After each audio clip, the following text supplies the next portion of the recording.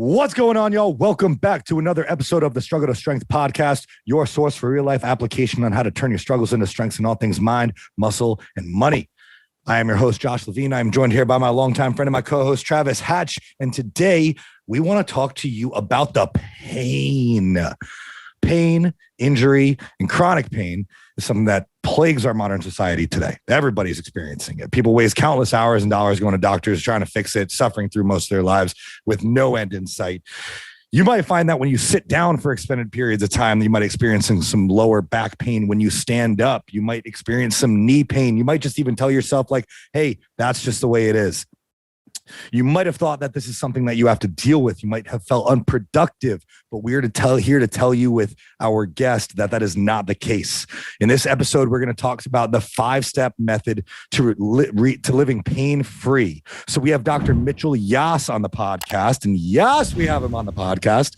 Creator of the Yass Method for diagnosing and treating chronic pain. He developed his method over 20 years ago. He's treated thousands of patients, resolving their pain and returning to fully functional capacity, fully functional human beings that are pain-free.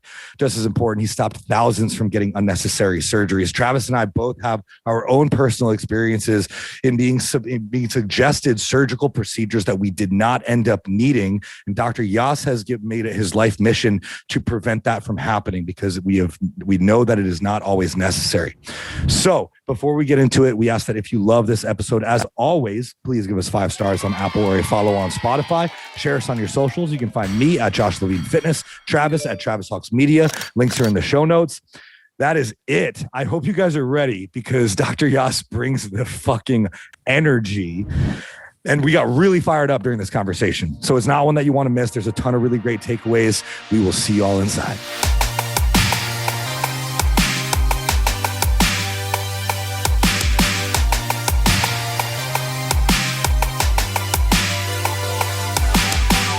Before we get into the episode, we have an announcement for you guys. Travis and I were approached with an opportunity, and in true Struggle to Strength fashion, we want to give back to you guys because we love connecting with our listeners. We've been approached by an app called Wisdom, and we have a link in the show notes. You guys should for sure be on this app. We've been approached by them to actually go live in their app where we can connect with you guys on a more intimate level, and we can talk about different topics. You can join us in the chats. What this is a way for us to connect with other mentors and learn from people who we normally wouldn't have access to. Now, I've said before that we can kind of buy our way in or we can work our way in to work with the mentors, the people that we really want to work from. Apps like Wisdom are allowing us a new way to connect with those people, to learn from those people, to communicate with those people. I'm really excited not only to be able to educate more on health and fitness and connect with the listeners of the podcast, but also to learn more from people who are higher up in the health and fitness industry, who are more advanced in business. In order to give back to you guys, what Travis and I are going to do is we're going to go live in the Wisdom app on December 23rd at 11 a.m. And we're going to give $100 to 2 of you who join us at that time. And what we're going to be talking about during that time is as we're coming up towards the end of the year, New Year's resolutions are going to be something that everybody's paying attention to. Fitness is super important at the beginning of the year to a lot of people. And we're going to be talking about the single biggest mistake that everybody makes when starting their fitness journey. Everybody makes this. And even if you're already well into your fitness journey, you might still be doing this. So this isn't something that you want to miss. Not only are we going to be able to connect and kind of talk about this very important thing that you might still be doing, but you also got a chance to win some cash money. So we're going to be giving $100 to 2 of you December 23rd at 11 a.m. in the Wisdom app. The link to the Wisdom app is in the show notes. So download it, join the chat when you get in 11 a.m. on the 23rd, and we'll see you guys soon. Now onto the episode. Let's go. I'm excited to get into this. Travis has told me a little bit about you, and I've checked out your Facebook, your website. And having being in the fitness industry, being in the health and fitness industry, I see this all the time. And I'm really curious to understand more about your method and your theory behind everything that you've developed, as well as how to improve chronic pain. I think everybody has it at some point in their life. But before we get into it, what we usually like to do is I want to learn. Obviously, we know you went to South Florida University. We know you like party. We know you have fun. But learn a little bit more about like what got you to where you're at now. What do you do and how do you help people? Why is it different? All that sort of thing. Sure.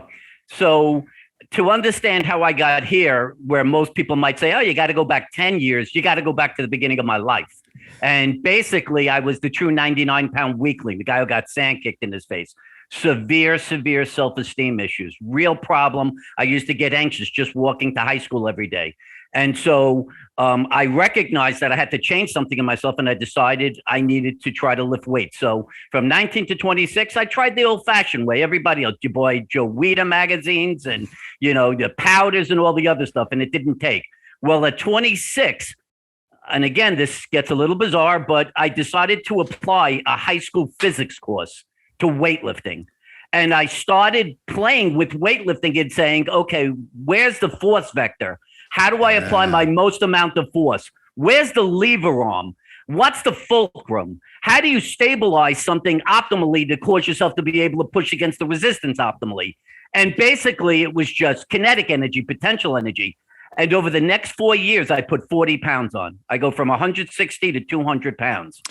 And this is just the no drugs, no steroids. This is just me fully engrossed in this whole thing. It was just, I knew I had to change my life because things were really negative for me. So this is happening at the time I'm in my first career, which was I was a project manager in construction. I have a bachelor's degree for building construction, University of Florida. And I did it for about 5 years, just wasn't very satisfying. And so I want another career. Now, I had been lifting weights for this period of time, and my parents mentioned to me, oh, our friends' children have gone into this thing called physical therapy. And I'm like, oh, okay, what is that? And he's like, well, it's in the working with people's bodies, but you don't have to go to the full educational level of a physician. So I was like, okay, that sounds like good. Sounds like a good thing. So I get the couple of prerequisites. I get into school. And so as you're in school, the first part of this is just education. You take just taking classes.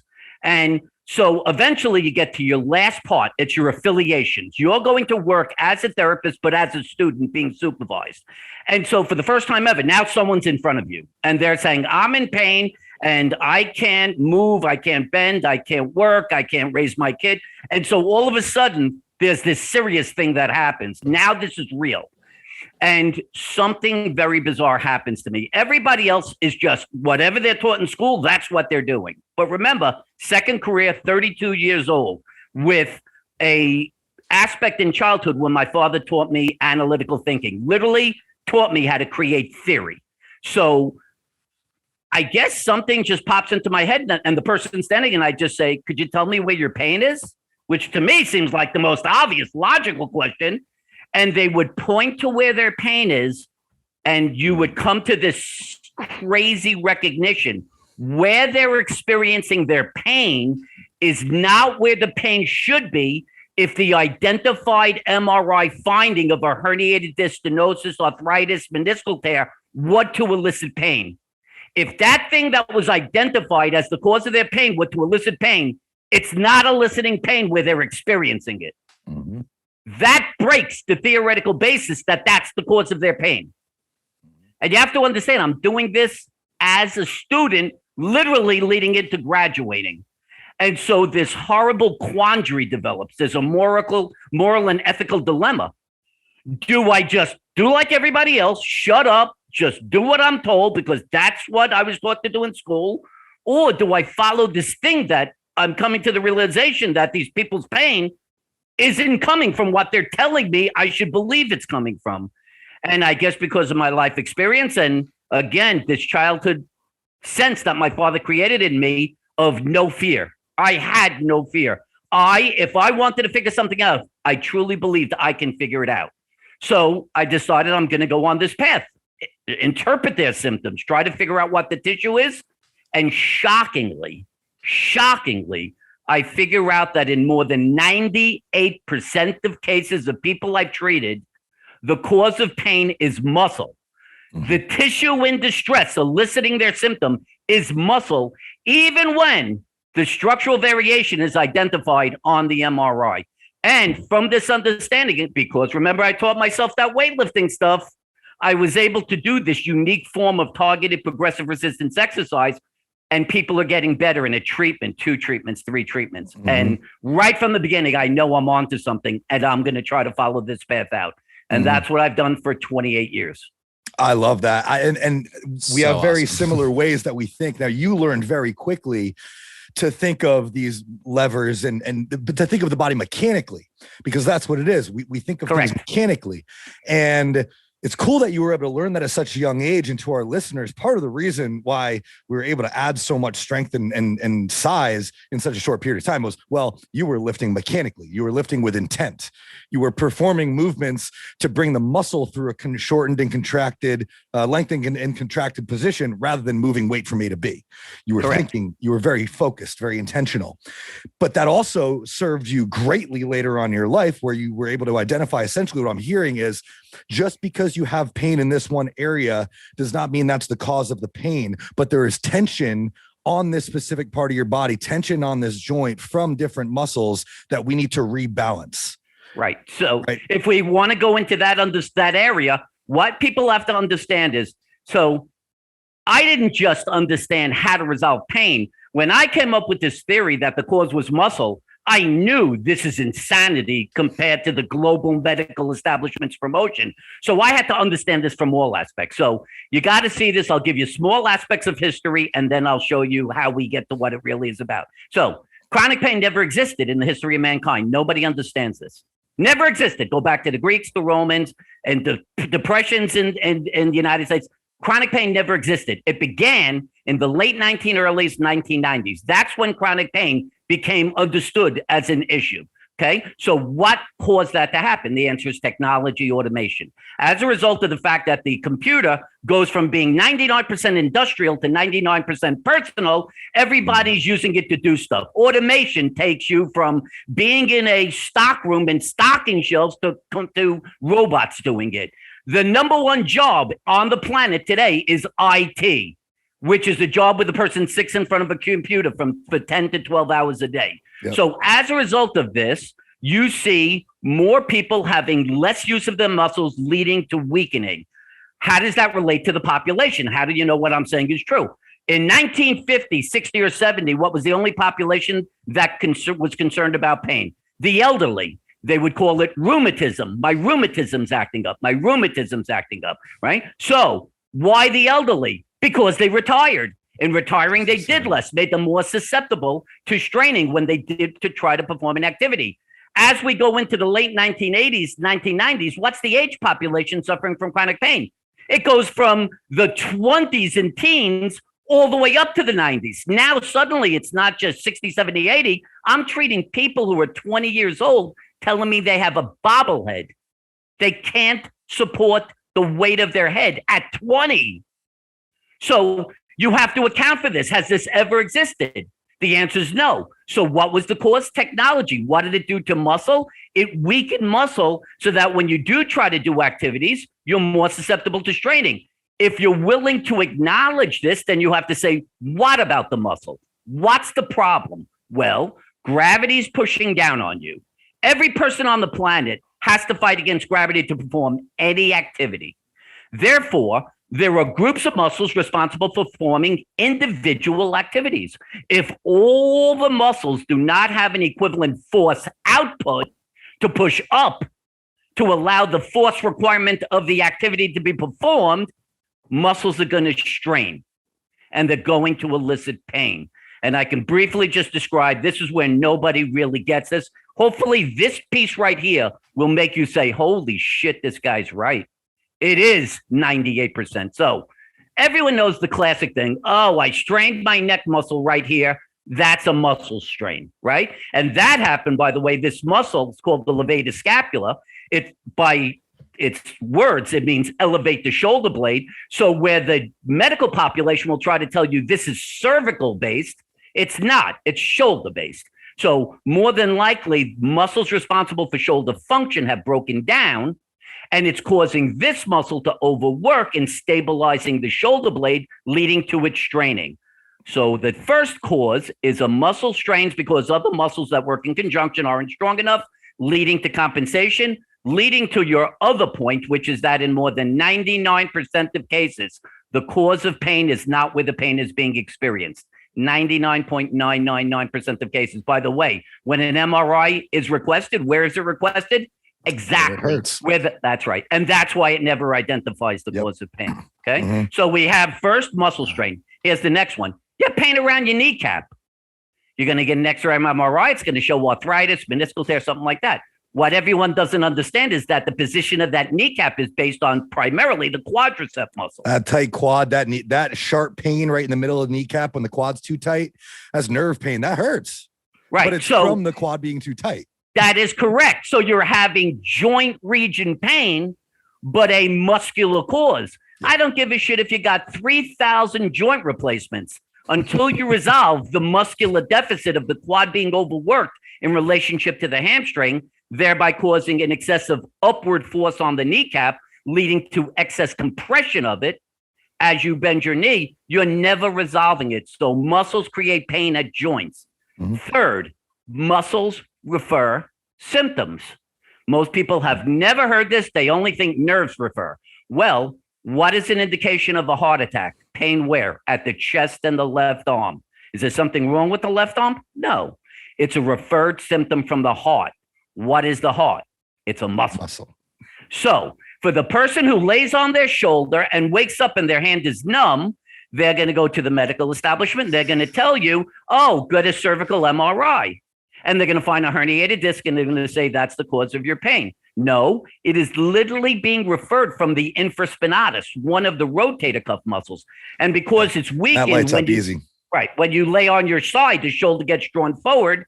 It causes an overstretching, igniting the muscle to refer the symptom in the hand. How do you know it's that? Stand up and it goes away.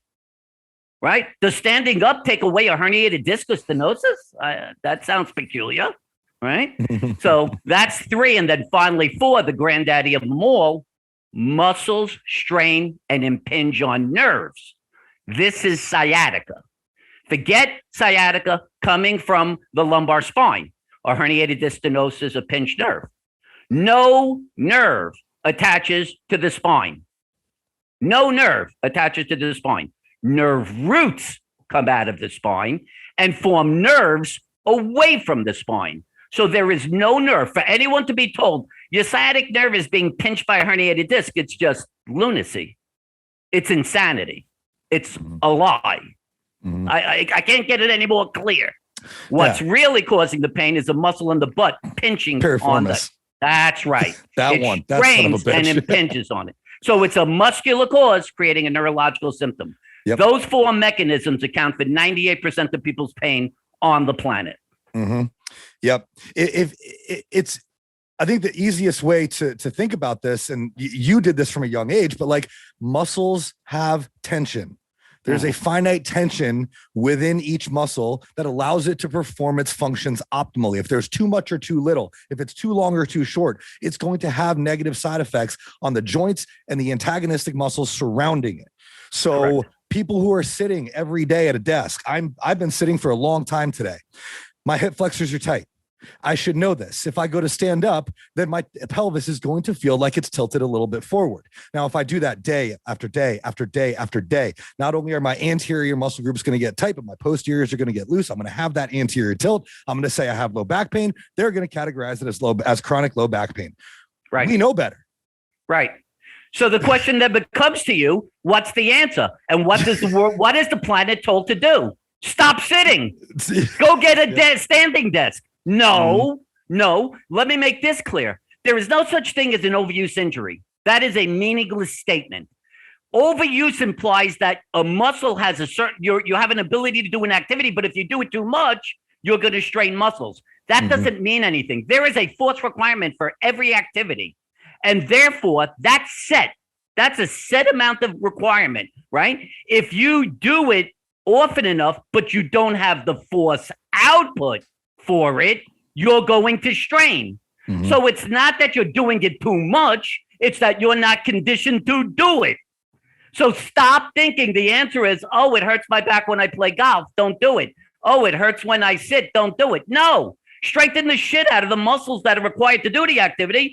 Do it for as long as you want, as much as you want to do anything in life. You can do it. Yep. And also strengthen the shit out of the opposing muscle groups. Well, whatever is causing the problem. Absolutely. Yeah. Ultimately, you need balance of muscle. Yep. It's not strength that's primary. It's balance. First balance, then strength. Yep. Yeah.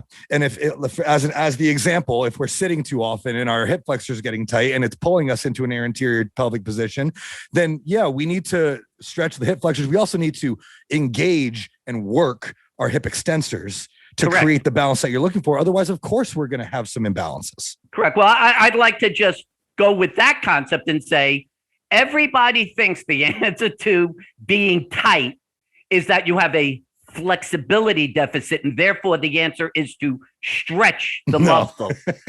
Stretching only works for the day. It will never work for any longer. And that is because at night, when you're not doing activity, that's when muscles have the chance to shorten. They'll go to whatever length they're supposed to be. So if you have a shortened muscle, let's say your quads are tight, you stretch your quad today, tomorrow your quad will be just as tight. Mm-hmm. And so the important thing to understand is that flexibility deficits are force deficits between one muscle and its opposing muscle. Mm-hmm. So the muscle will only shorten as long as its opposing muscle is weak. So it's a force deficit. So if you have a flexibility deficit, you can only fix it by strength training.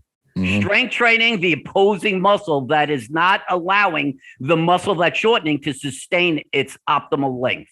Mm-hmm.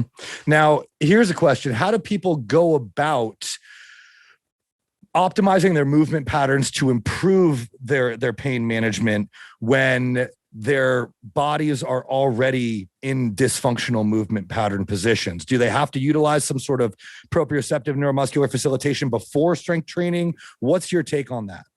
Okay, so there's a couple of things there. First of all, never, ever, ever talk about pain management, because pain management is an implication that you're not attempting to establish cause and resolve cause. If I establish the tissue in distress and I resolve the distress of that tissue, by definition, the tissue no longer has to emit the emergency distress signal of pain, right? Mm-hmm. So if I'm a very, very good diagnostician, then the day that I identify the cause, I resolve it, what does it tell you about pain? Pain should never be more than acute. Chronic pain. Yeah. Let's say that again, but to someone who's dumb like me, so I can fully understand what you just said. Yeah. Oh, yeah. Yeah, that's because this is a real, I'm getting what you're saying, but you guys are definitely talking on another level. And I'm getting what you're saying. And I think it's a really important point. So let's say it again so that I can understand it. Sure. So right now we have this chronic pain epidemic, right? 130 million Americans, 1 billion people worldwide. So understanding the magnitude of this, someone has to say, well, is it just these people aren't getting better? Wow, it's real. They're really trying hard. They just don't know how to get better. 1 billion people, 1 out of every 7 worldwide. That doesn't make sense. So you have to go to the concept of why does chronic pain exist? To understand chronic pain, you have to go to acute pain. What is the initiation of pain, right? Why do people experience pain? So the reason people experience pain is because pain acts as an emergency distress signal. Some tissue in the body isn't working. You need to know that to get help to fix it. So that tissue elicits a particular series of symptoms, aspects of pain. For instance, the heart elicits pain at the chest and the left arm. The brain elicits numbness of the entire body. So every tissue has a specific grouping of symptoms. The idea is that those symptoms begin when? When do the symptoms begin? At the inception of the stress of the tissue. When the tissue begins to go bad, it immediately elicits the signal of pain. So that's when you're getting the pain. So if you know that the pain begins at the moment that's the stress of that tissue, and you go to a diagnostician, someone who's in a position to understand what tissue that is, you would assume if he identifies or she identifies the right tissue, now you're going to provide an intervention to resolve the distress of that tissue, which should mean that the symptom, the pain, should end when? In this acute phase, this phase where it just started and you just sought care. So what is the global mechanism for diagnosing pain? The MRI. No one can deny that. It's the MRI. Well, if the MRI is so effective, why does chronic pain exist? The answer, and this gets really hard. I understand I sound like a psychopath because I'm the only guy saying this. Just listen to the logic of it. Understand this as a logical argument, not a medical argument. So you have lower back pain. You get an MRI. It says you have a herniated disc.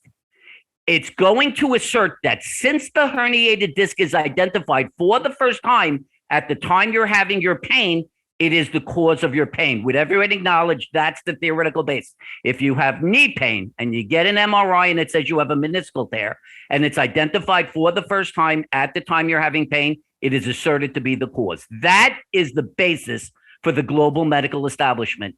That is known as correlative theory or junk science.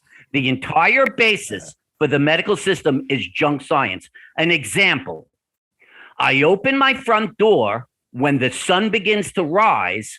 I can say opening my front door causes the sun to rise.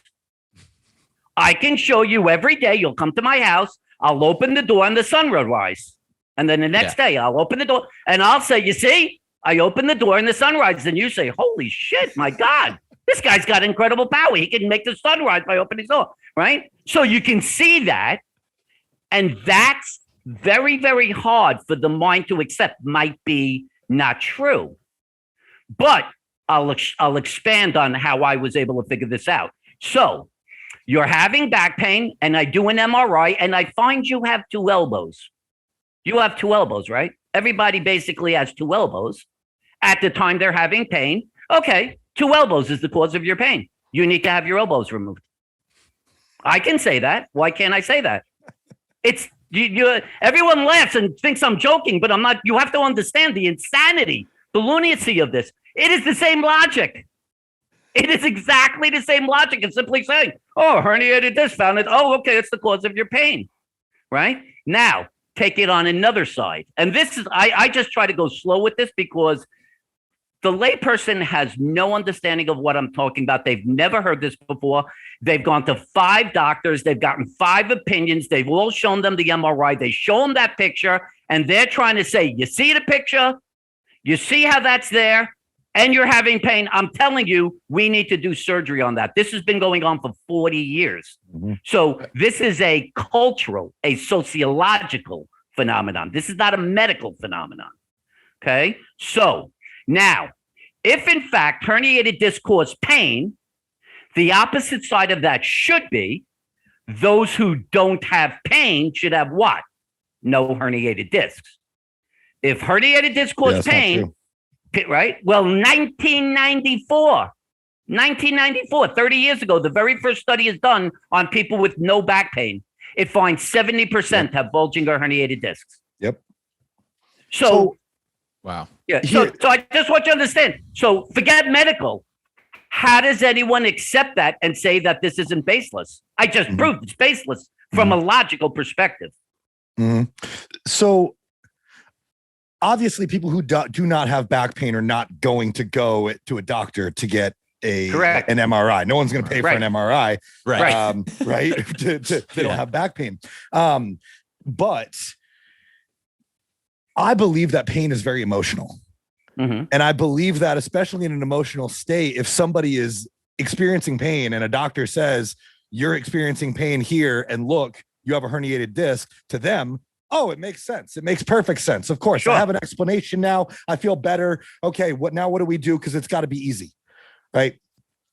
So do you find that people have that same reaction when they come to see you and it makes sense for them that they feel just as good? Like, I know the process is more challenging, but I'm very curious to hear what the differentiators are like there. So just to complete this premise. So if this MRI thing is so wonderful, you've got all these people getting these back fusions, right? You've got all these people getting these hip and knee replacements. So why are people still in pain? If the cause is what they said, the bone on bone, and I fix that, the tissue in distress that I've identified on the MRI, how come the person's still in pain? Mm-hmm. You have to assume there's only one real legitimate logical reason. That wasn't the tissue eliciting the pain. Yep. There's another tissue eliciting the pain. Now, let me ask you this. I provide you 4 mechanisms that muscle causes pain. Do any one of those mechanisms show up on an MRI? A muscle strain, a muscle altering bone position, a muscle referring symptom, or a muscle impinging on a nerve? Can any of that show up? The answer is no. That's right. So you know for sure that all the possible causes of pain don't show up on an MRI, and you're willing to accept it as a valid diagnostic mechanism. What's the justification? And the answer is society told you to do so. Yep. You just got conned into it. Big beef with the medical industry because of this. Big beef with the medical industry because you're very right. It's very reactionary. I see this.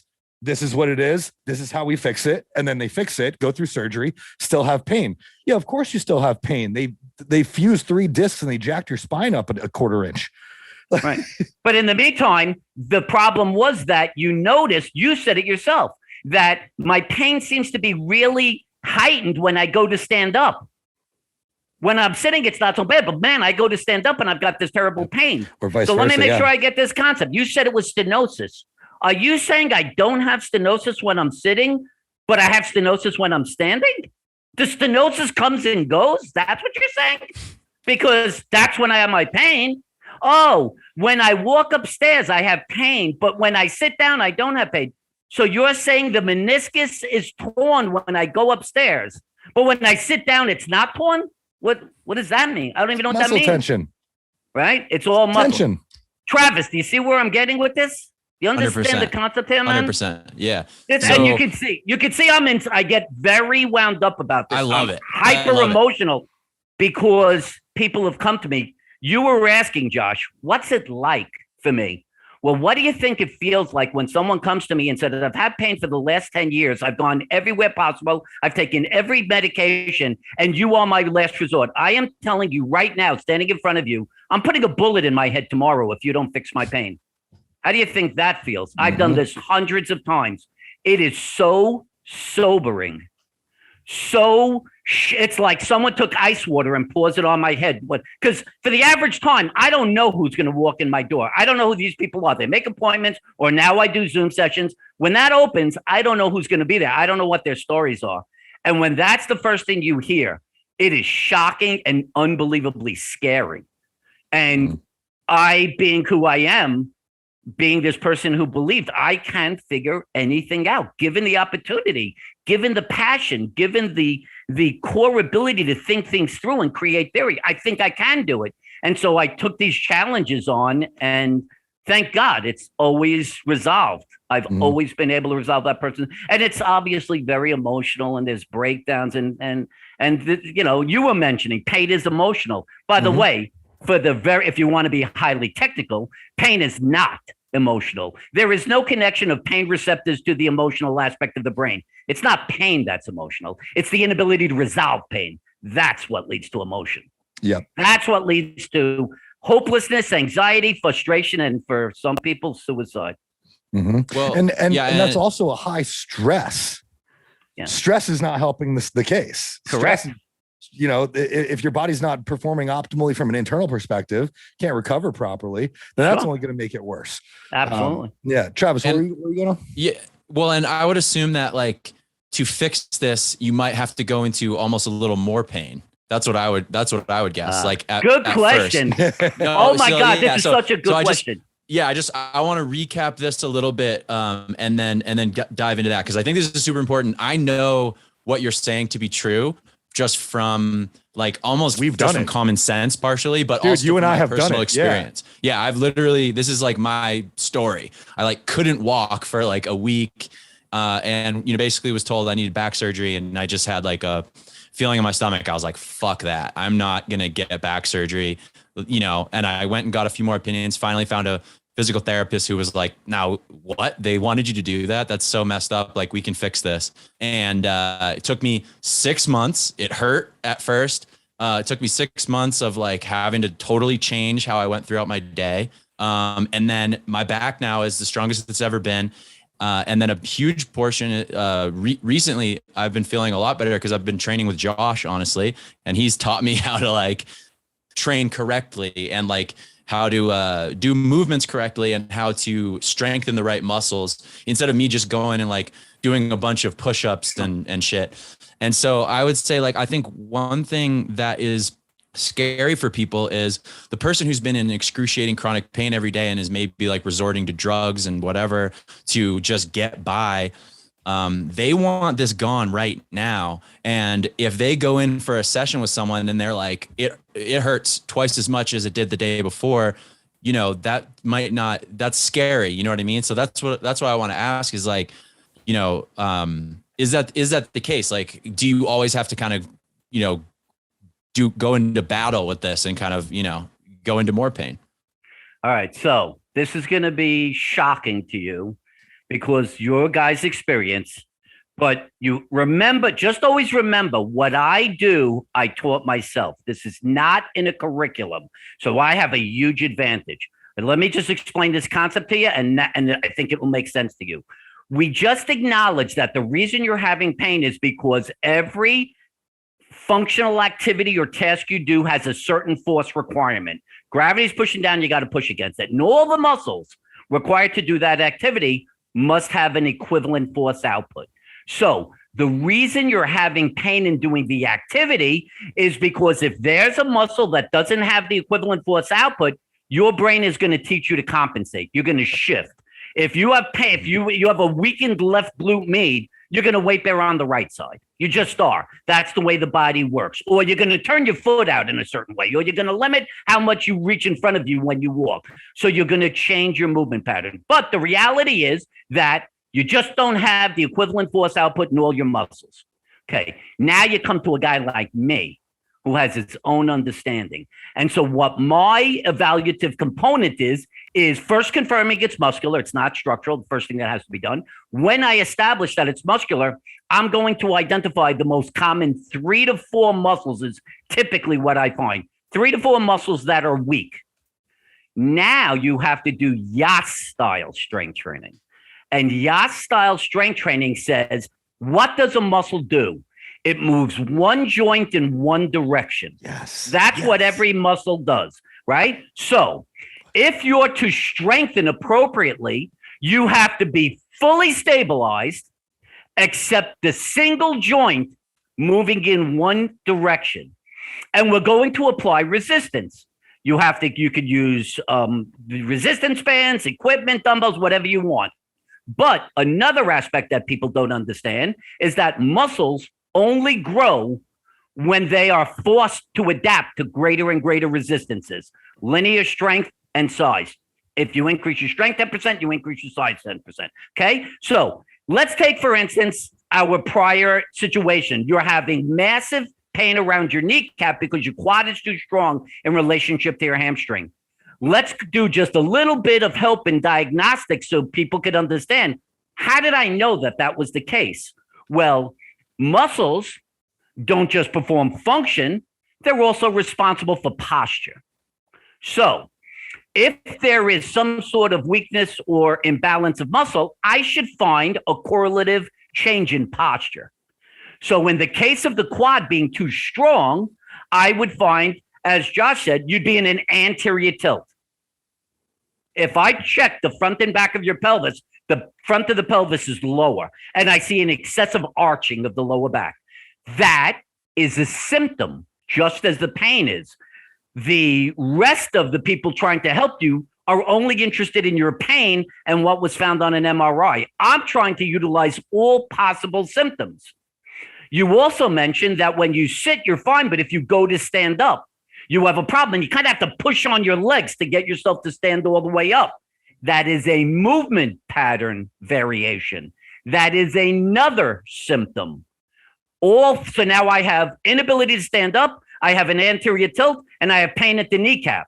I could go on and flexibility test your quads and see they're much tighter compared to the hamstring. I could muscle test and find the quad is much stronger than the hamstring. All of these are presentations of the body. These are the symptoms I'm trying to tell you that the tissue in distress, in this case, the quad, is trying to help us understand so that we know we need to work on lengthening the quad. So that's how the evaluative component comes in. So I came to the realization I need to strengthen my hamstring to lengthen the quad so it's not pulling on the kneecap and creating excessive compression when I bend my knee. So I'm going to have you sit in a chair. Most of what I do now is Zoom session. But I'm actually in the process of opening a new facility again. But for now, mostly I do so. And most people have resistance bands. They don't have access to gym equipment. So I'm going to put a resistance band in. I'm going to create a loop. I'm going to put it in the door at knee height. I'm going to have the person sit facing it. I'm going to put their ankle in so it's sitting on the Achilles tendon. Their leg's going to be hanging. Now, I make them sit back. Why? Because even if you're sitting up, muscles are working to support my torso. I just told you I only want one joint moving in one direction. So I have them leaning completely back. Nothing is moving right now. There is not a muscle in their body working. Then I tell them I want them to point their knees up, and they're going to bend their knee, keeping their foot hovering just over the floor until they reach a 90-degree bend in the knee. That's isolating the hamstring against resistance. Now, a fine little nuance, you have to know that if you're not using a seated hamstring curl where there's a bar that jams down on your thighs, you might notice that that knee tries to rise. As they're pulling back, their knee rises. Why? You see, their hamstring's weak. And there's another muscle saying, remember, your brain's always saying, could I make this easier on you? Oh, yeah, I can make your hip flexor contract. Yep.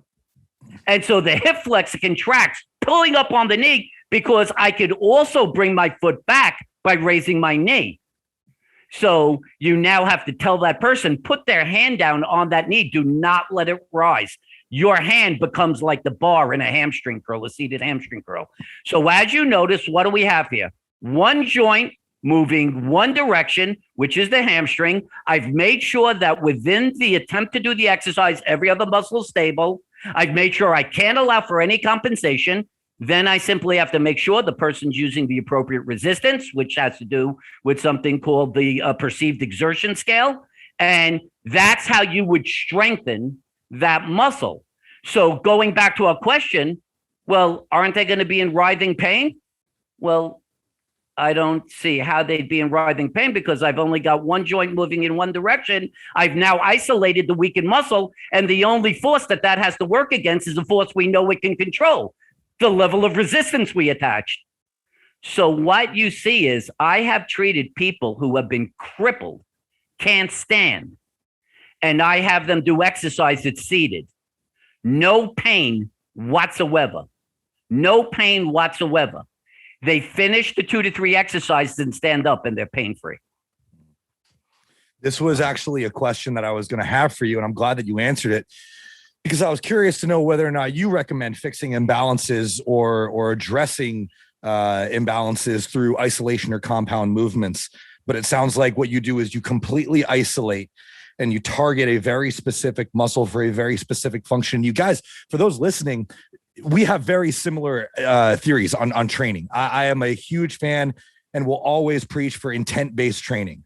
Massive focus on mind-muscle connection, muscle response to stimulus, and the best way to learn how to do that, and kind of what Dr. Mitchell is explaining, is if you wanted to learn, for example, why a muscle was causing an imbalance. For example, why the quads can lead to,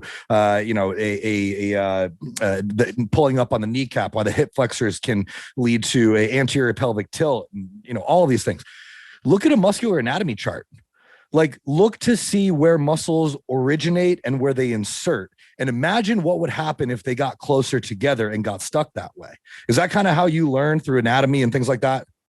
Yeah, I had this incredible revelation about how to strengthen myself personally. And so once I got in it, I was going to treat people and people were like pointing to their muscles, which kind of made me believe it was muscle creating their pain. I had to start saying, well, what made that muscle strain? Why did it strain? And I began to develop these understandings of muscle synergy. Function is the result of the culmination of pulls of muscles.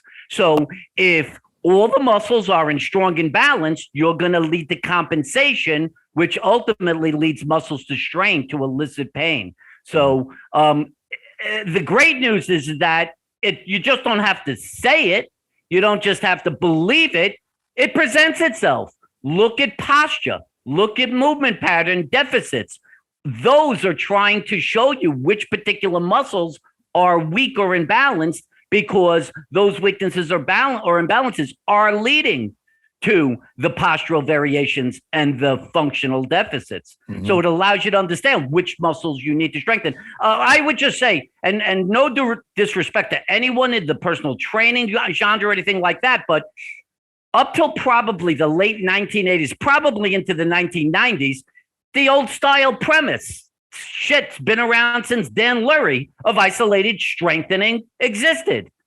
And then they decided to go, and I think my opinion is it was the biggest loser is where this all started. This concept of functional strengthening, moving tires, pushing sleds, compound motions, dancing with weights. I think people just got bored, and personal trainers, to your point, wanted to keep them interested. Right. The problem is that, and again, I'm not trying to disrespect anybody. I'm a scientist. I only know logic. And the logic is there's no such thing as functional strengthening. It's all functional. That doesn't mean anything. The word strengthening implies that you're trying to cause a muscle to adapt to greater and greater resistances. So when pushing a sled, when you're using 15 different muscles, if one is weak, you think that your brain's going to say, listen, I think you need to really key in on that individual muscle so it can push harder with the sled. It's not going to happen in the slightest. What your body's going to say is, hey, that muscle sucks? All right, let's just switch and put more weight on the other side so you can still push the sled. Mm-hmm. Functional activity without strength and balance leads to greater compensation and weakness and imbalance. That's the problem. I think this is, like you said, it's probably a bit of a culmination of a lot of different things. But something that I think of in cases like this is people aren't focused on how they're moving from A to B. They're just focused on moving from A to B. Correct. And that's why strength training with massive amounts of focus on intent, the intent behind the movement, the intent behind the adaptation that you're trying to create, and the intent behind how the stimulus is applied is super important. It's something that I think is hopefully coming back around, at least in my space it is. That's great. But also the discipline from the athlete's perspective or the client's perspective on being able to maintain proper execution and intent, not just let your ego take over and be like, oh, I just want to move the weight. I can get another rep. I don't care if you can get another rep. Can you get another good rep, another rep with good intent, good focus, good execution? And what I always say is train the muscle, not the movement. So I don't care if you can get a bench press and the bar to touch your chest and go all the way back up. I want to see you bring the pectoral through a lengthened and contracted position. If you move the muscle and you focus on the muscle, the weight moves. We forgot that at some point in our lives. Right.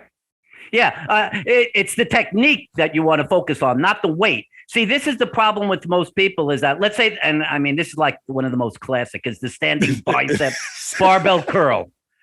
For the vast majority of people, they're doing hip extension. As an example too. They're doing hip extension. They're simply getting way forward and then going way back, and maybe a little bit is in the bicep. A lot of shoulder flexion. And eventually, what's eventually going to happen is they're going to start that. They get that high point. Now it's going to come back down.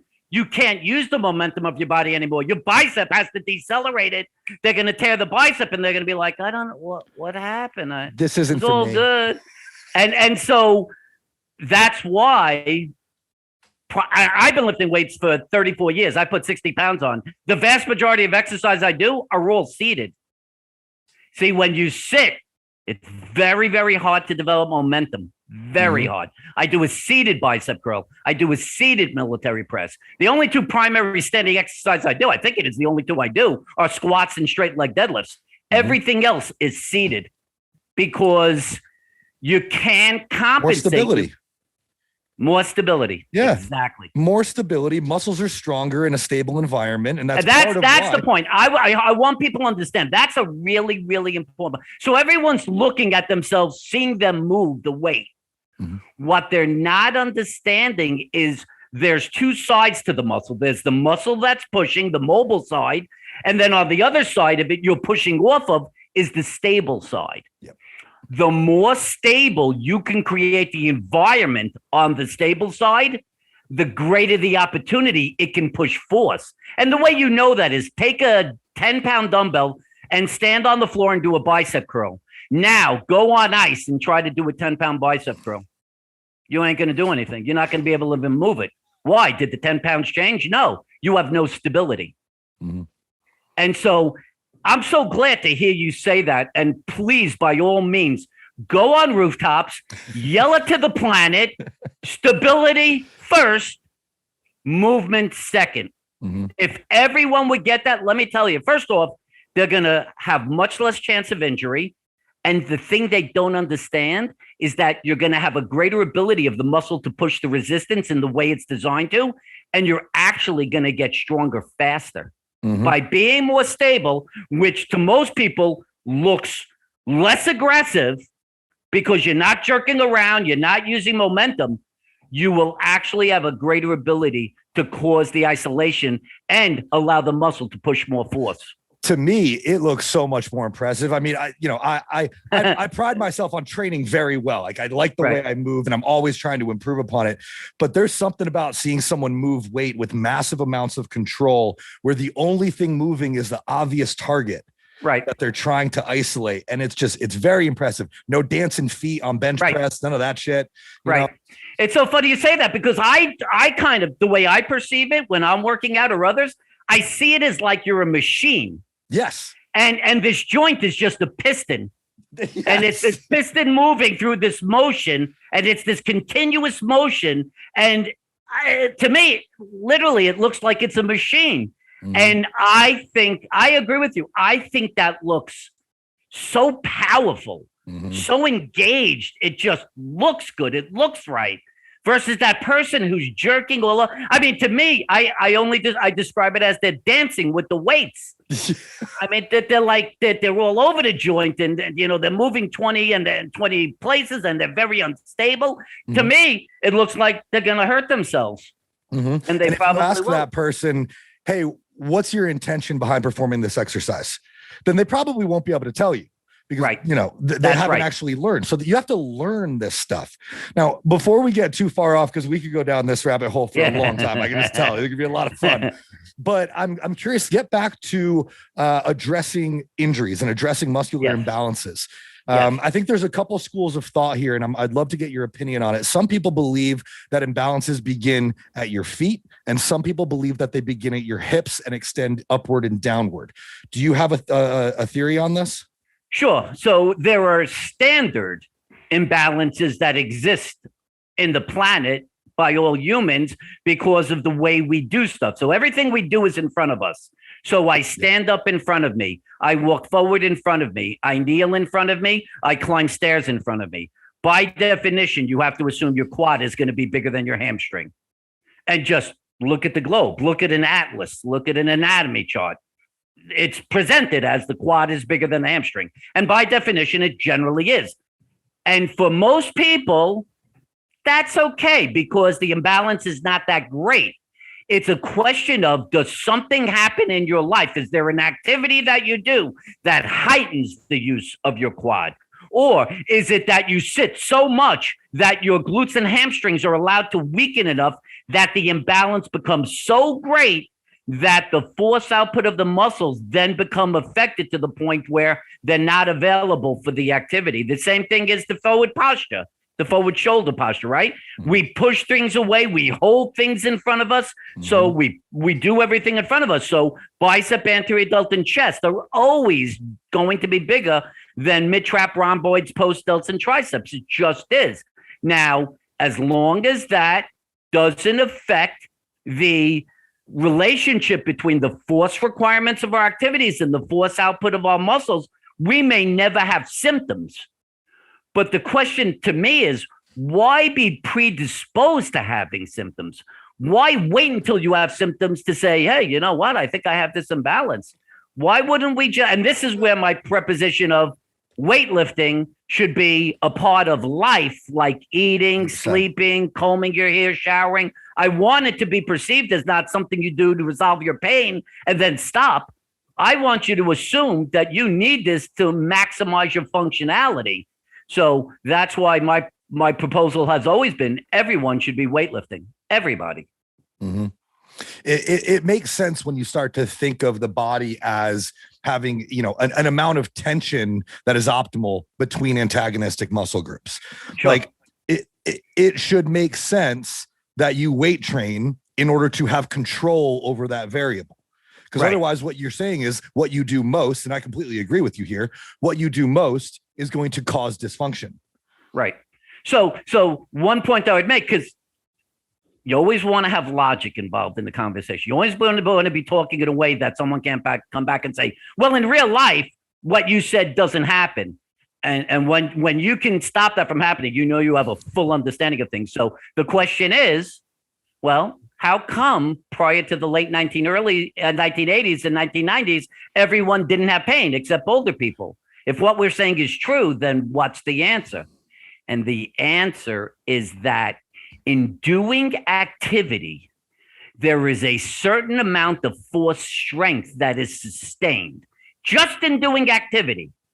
So if you sustain your activity, you kind of are going to sustain a good chunk of the strength that you have.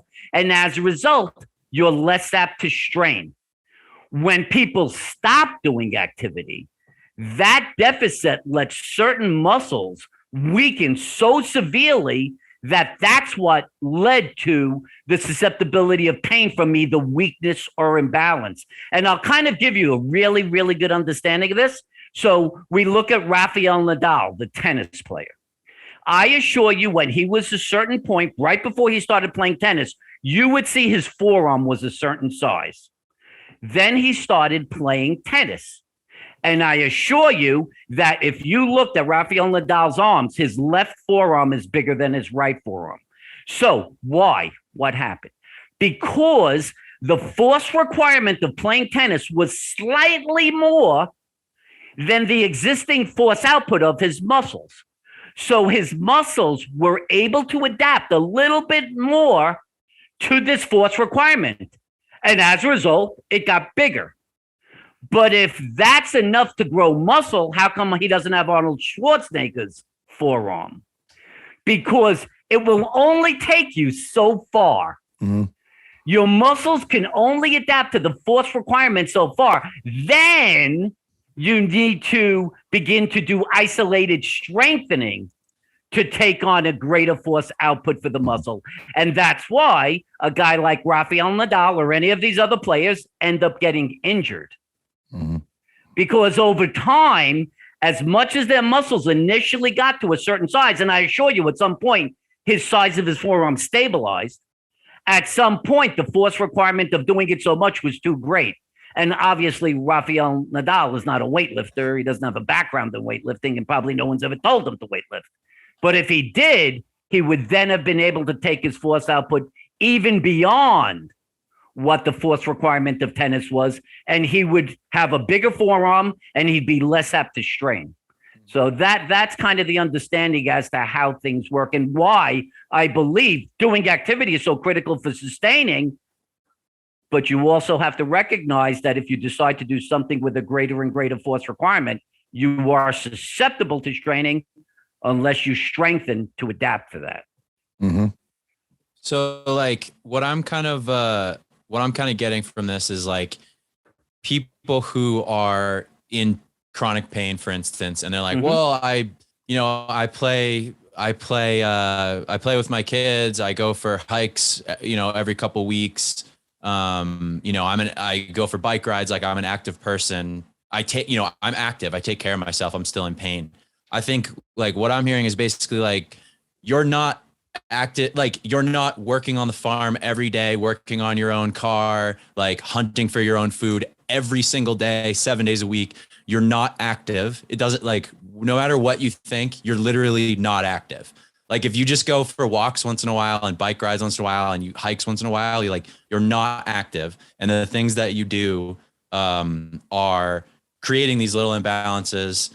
And basically like the source of your pain is muscles that are weak or performing incorrectly. And like this one's weak. So this one starts kicking in and it's like pulling on you and yanking on you. And like the muscle weakness and muscles not firing correctly are what is causing you pain. And the answer to your pain, like the solution, is to do very careful, very specialized, like incremental targeted strength training that make your muscles the exact muscles that need to like build strength in the right way and build the mind muscle connection so that they're firing in the right way. That's basically what I'm hearing. That's exactly right for the average person. But let's take the highest level NFL football player. How come he gets hurt? He trains, he does all this stuff. Oh, he's got power output, man. Right. So the question is, why does he get hurt? Because when we look at any one individual, we're not looking at the force requirements and the force outputs of this person's muscles in relationship to this person. It's that individual's force requirement in relationship to its force output. So the average person, you are 100% right. They think that they're being active because they walk every now and then. And the reality is that they just never did the isolated strength training to just be able to do, when push comes to shove, the force requirements of their activities. But if we take the highest level athlete, the reason even they strain and elicit pain is because simply the force requirements for what they're doing are still heightened compared to the level of conditioning these guys achieve. Mm-hmm. So ultimately, if you want to know in a single sentence why 98% of the population have pain, it is because the force requirement of that person is greater than the force output of the muscles of that person trying to perform those activities. Mm-hmm. When all is said and done, in one sentence, that's the essence of it. And there's only one way you could ever fix that. Figure out which muscles are at deficit and do targeted strength training to resolve that deficit. So you're basically right on. That's the answer. That's a perfect soundbite right there. That'll be a clip for us. Yeah, for sure. that'll be real. Yeah. And the other thing is, a lot of those athletes, and I think that even as far as I'm concerned, if you weight train 4 times a week, 3-4 times a week or more, you're an athlete. Okay. Yeah. As far as I'm concerned, you're an athlete. Sure. I agree. And as you become more and more proficient at your specialty, and especially if it's taking NFL running back, for example, the amount of force that those people can put out is just phenomenal. And so when you're talking about having an even distribution of that and having an even force output to the force requirement, think about how much force that is. Like, it's no wonder that sometimes when they pull hamstrings, they really pull hamstrings. Sure. There's no doubt. Now, everyone's going to think, oh, it's an NFL player. They must have the greatest people working with them. They're so knowledgeable. Okay, so I'll just give you a little hint. So when I first started working, I worked for a guy, and he was the therapist for, I'll just say, a professional hockey team. And a guy is traded who ends up being in the Hall of Fame for hockey, and he has a tendency of getting groin strains. Every time, so it was a goalie, so he has to make these saves. Mm-hmm. So every time he goes out, he strains his groin. So you say, wow, he's an NHL Hall of Fame hockey player. This guy must be getting the greatest care. Well, what they were doing was the old style view. Well, if he strains his groin, it must be in its weak. So they're strengthening his groin. They're worsening it. And he was forced to retire after coming to this team because there was a lack of understanding that shortening is a representation of that muscle being stronger than its opposing muscle. And so you didn't want to strengthen the groin. You wanted to strengthen the glute med. Mm-hmm. And that would have given him the ultimate length on his groin muscle and allow him to make those saves. So you want to get very technical. Tiger Woods was forced to retire because of his doctors. Mm-hmm. There's no confusion about this. The guy was told that his muscle spasms in his back were from a herniated disc. Define that. What does that even mean? How would a disc cause muscle spasms? What would a disc? You could say anything. How does peanut butter affect tuna fish? It's just literally a meaningless phrase. So he went off and he got a discectomy, and maybe he got like 2 discectomies. He ended up with 2 fusions. And once you did that, he was never going to recover from it. Mm-hmm. You could talk over and over again about these athletes. I actually got a chance to talk, I don't know, from New York. This is 1970, again, kind of old. Not Dave, Monroe. What was his name? Earl the Pearl Monroe. Does that name even? All right, maybe not. So, all right. So he was on the 1970 national championship, the basketball NBA championship for the New York Knicks. I talked to him years later. The guy's had 50 surgeries. Holy shit. 50 surgeries to his back, his hip, and his knee, still in pain. So you say, oh God, freaking guy is a Hall of Famer, for God's sakes. He must be getting the greatest care. What no one understands is that there is no great and not great care. It's all crappy care. Because as long as you keep diagnosing, I don't care if it's the Queen of England, you keep diagnosing them through this herniated disc. You're never identifying the tissue in distress. And when you do surgery on that tissue, the post-surgical complications associated, if you have a muscular deficit, are going to cause the muscles to weaken further, which is why the vast majority of people after surgery have greater levels of pain. Yep. And that is global. And it's very, very scary. This is a very scary time. If you're in pain, I pray if you hear this podcast, please just pause and say to yourself, if what's being done is so incredible and it's so right, why are you still in pain? A year, 2 years, 5 years, or 10 years later? Why? Why? Do you think that you've gotten the exact right diagnosis? You just haven't gotten the right treatment? Do you think that makes sense to you? Doesn't that make more sense that they just haven't picked the right tissue, the one that's in distress, the one eliciting your pain, and therefore you haven't gotten that treated so the distress could be resolved? This is that, if you want to understand where my position stands and what the great war I find myself in, is right there. Mm-hmm. The vast majority of people, because of this psychotic, it's almost cult-like belief, and it's horrible to say this, but it's true. It is a cult-like belief that the MRI is valid, that it is in fact finding my pain, and the only reason why I can't get out of pain because I haven't gotten the right treatment for that diagnosis. There is no basis for that diagnosis. I can go through theoretical, clinical, and scientific evidence. No basis. The problem, in my opinion, especially with what we're talking about now, and you've said this a lot, the problem is the treatment. Right. They want to diagnose, they want to treat. They want to diagnose, they want to treat. And what you've done, and the way that myself and a lot of my colleagues think, is we think more, okay, well, what's the problem? How do we address the root cause? How do we cure that? Because treating it isn't going to do anything. We need to address the root cause. Now, in order to make this even more applicable to like our weightlifting demographic that listens to us, what are some things that people who are involved in weightlifting, that want to get into weightlifting, can do to ensure that they're maintaining proper balance front to back, anterior to posterior, outside of obviously like get a coach, right? Like first things first, grab some guidance. But when they're actually performing their exercises, when they're selecting their workout program, what are some things that they can look for to make sure that they're keeping a more healthy homeostatic environment of tension between different opposing muscle groups?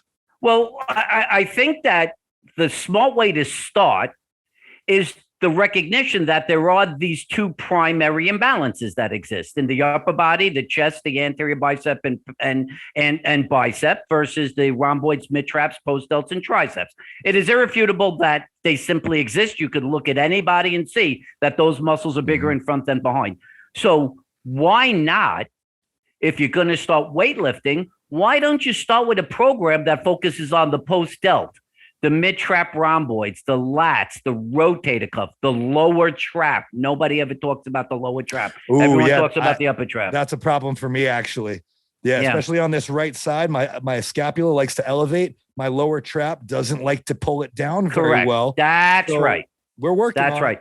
My opinion is it's one of the primary reasons for shoulder pain, mid-back pain, neck pain, and even headaches is a weak lower trap. Oh, yeah. I could see that. So I would suggest, why don't you start with that as your basis? If you know that your hip flexors and quads are generally stronger, why not start on a program with hamstring curl, hip extension, get the glute max, get the hamstring, get the gluteus medius muscles, the hip muscles stronger. Start on that. Why don't you try to get yourself balanced first? And then the way you would know that is just like, look at yourself on the side. Look at your shoulder. If your shoulder is way in front, if you have forward head posture and shoulder posture, if you're not finding a plumb line of the ear, the shoulder, the hip, and the knee, and the ankle, that's your hint. If your pelvis, if your belt buckle is pointed down, not forward, that's an indicator. If you feel your weight bearing on the balls of your feet versus your heel, that's a red flag. These are the things that are telling you where your imbalances and weaknesses lie. And I always think start conservative. I always would rather start conservative. And I kind of see these as universal. Even if you got to the point where you strengthened everything and you achieve balance, there's no reason to ever stop strengthening the glute max, the gluteus medius, and the hamstring. Because by definition, there's always going to be that tendency for that quad and hip flexor to be pretty strong. Same thing goes for the upper back. Yeah, I want to like reinforce that. Like this isn't like a treatment to, well, maybe it is, but it's not really like a treatment to like quickly solve a problem. This is something that you should do like your entire life. Oh, by God, yes, absolutely. Like that is my that's premise. Honestly the answer. Yes, you need to do this your whole life. Yes. Yeah. So I mean, it's pretty exciting. I'm 60 years old. I'm 220 pounds with a 34-inch waist. I hate to tell you, come back in 30 years, I better look just like this. Yeah.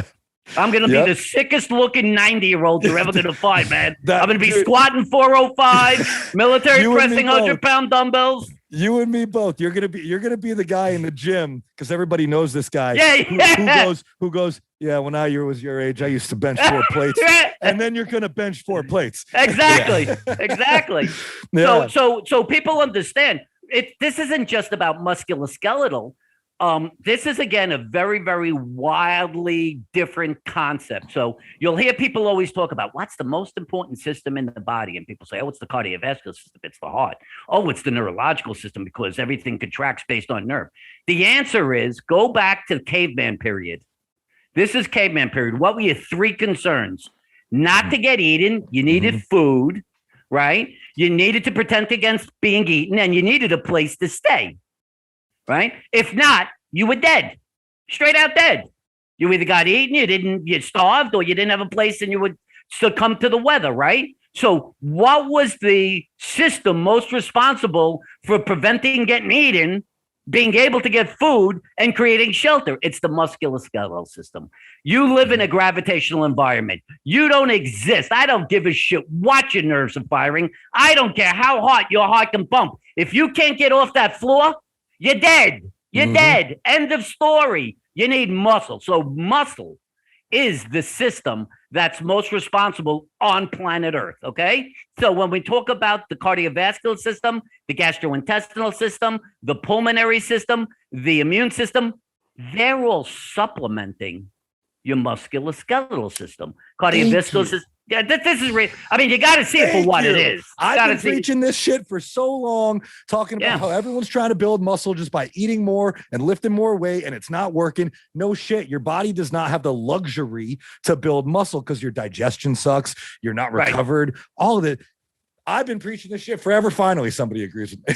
So the whole idea is that if you want to sustain pulmonary function, lung function, or heart function, it's the weightlifting aspect that is going to require, right? So if I make more muscle is living tissue. So I need more oxygen for that living tissue. I need more glucose for that living tissue. It's more tissue that I have to worry about my immune system. So what it's doing is it's driving these other systems to have to work harder. Then when you bring in the appropriate amount of glucose, when you take in the appropriate amount of oxygen, when you sustain a strong immune system, they're all functioning optimally to sustain the musculoskeletal system. So people could talk about just eating. I mean, there is such a diminishment of understanding about the value of weightlifting. It's just foolish nonsense. And the reason is because if I teach you how to lift weights, I teach you one time and you're on your own. But Atkins, I have to keep convincing you this crap, and Jenny Craig and Weight Watchers, and right? So they're systems. They're just systems. And the reality is that not one of them integrates muscle. And you want to know what really was the trigger for all this stuff? I think it was way back, like 2007. The Tufts University is this university that does all the studies on exercise. And there's that prescription for exercise. I forgot what company, what organization does that. And the prescription for exercise prior to, I think it was like 2007, was basically 5 days of cardiovascular training. And they would say, this is the way it was. This has been around for 1,000 years. And they would say, yeah, if you want to do some strength training, do whatever. And then all of a sudden, I think it was 2007, they said, nope, 3 to 4 days a week of weightlifting, strength training with 1 or 2 days of cardiovascular. And their point was that strength training is the only mechanism of exercise that increases the resting metabolic rate. So when it comes to weight loss or weight control, there's only one primary form of exercise that actually has a direct effect on that. That is strength training. Mm-hmm. So even the prescription of exercise was changed once there was this recognition. Mm-hmm. Muscle's expensive. It's calorically expensive to maintain. So why would you want more of it? There's a reason I can eat as much as I do and I don't gain a pound. Exactly. I want to gain a pound. I have the systems in place to do that. But yeah, I agree. A lot of these fads, they're just frameworks that are labeled as treatments, or they're treatments that are labeled as frameworks, really. And when it comes down to it, so some things work some of the time, right? Some systems work some of the time. And well, you got to watch out by defining work. So if you notice, all of these things talk about losing weight. Yep. Let me tell you something. You want me to make you lose weight in about 2 days? I'll give you a couple of Lasix pills. I'll give you a couple of Lasix pills.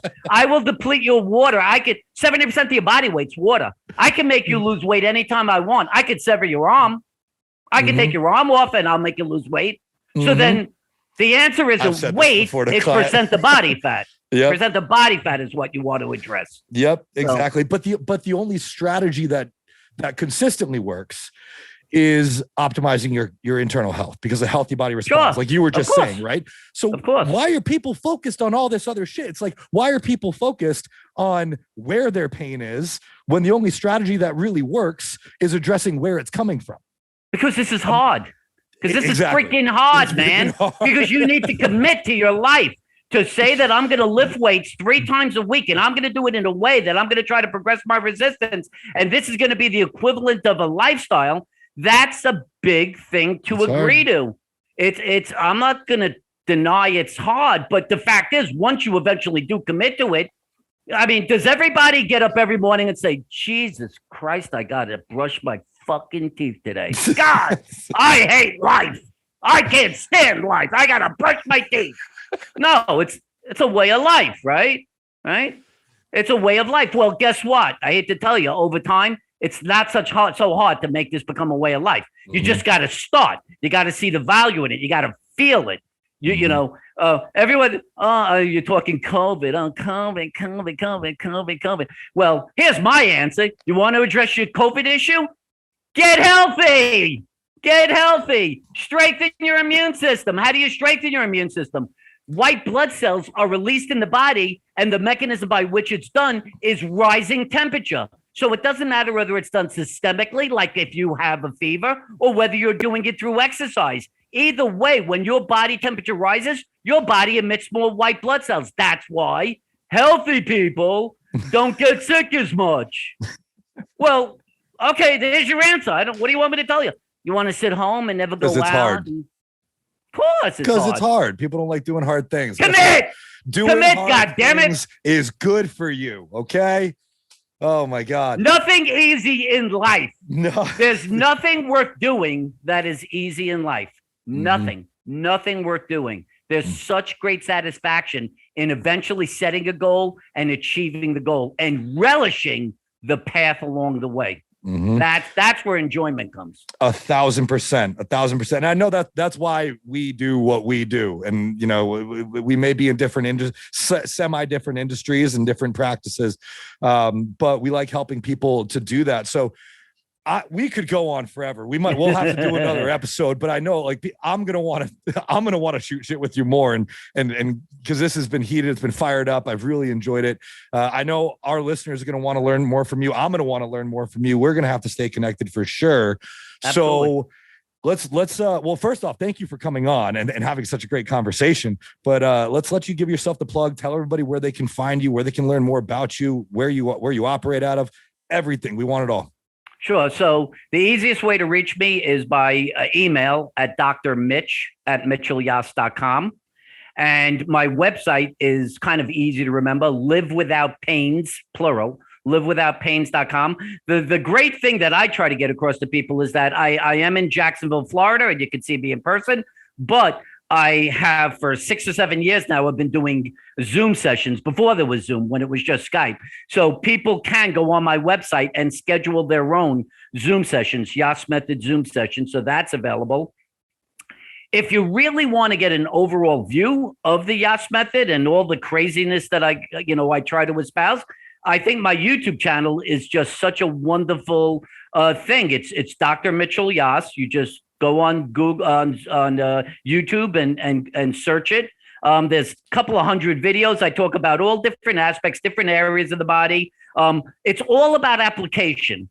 I have forever considered myself to be much more an educator than I am a practitioner. I figured this out. We're going almost 3 decades ago. And as far as I'm concerned, I have come to the realization, and this is where I went from a certain sense of righteousness to a certain sense of wisdom. I know I'm right in what I'm saying. It's irrefutable.